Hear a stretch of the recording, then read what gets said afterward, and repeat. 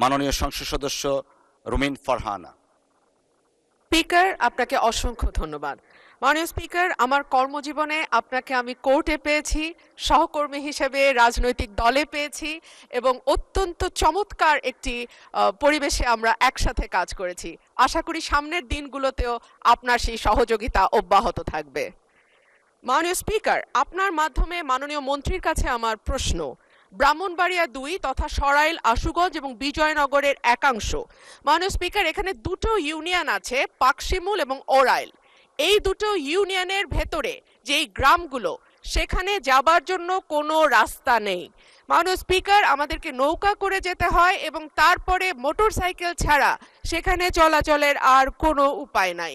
আপনার মাধ্যমে মাননীয় মন্ত্রীর কাছে আমার প্রশ্ন, ব্রাহ্মণবাড়িয়া ২ এর এই রাস্তা উন্নয়নে এবং যোগাযোগ ব্যবস্থা কিছুটা উন্নয়নে আমাদের নেক্সট পদক্ষেপ কি হবে? ধন্যবাদ মাননীয় স্পিকার। ধন্যবাদ মাননীয় সদস্য।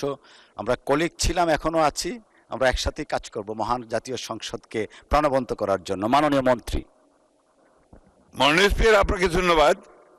মাননীয় সংসদ সদস্যকে আমি আশ্বস্ত করতে চাই যে তিনি যদি এই বিষয়গুলো সুনির্দিষ্ট প্রস্তাব নিয়ে আমাদের মন্ত্রণালয়ে চিঠি পাঠান, তাহলে অবশ্যই আমরা অগ্রাধিকারের ভিত্তিতে এই ইউনিয়ন দুটোর যোগাযোগ ব্যবস্থা উন্নত করবার চেষ্টা করব।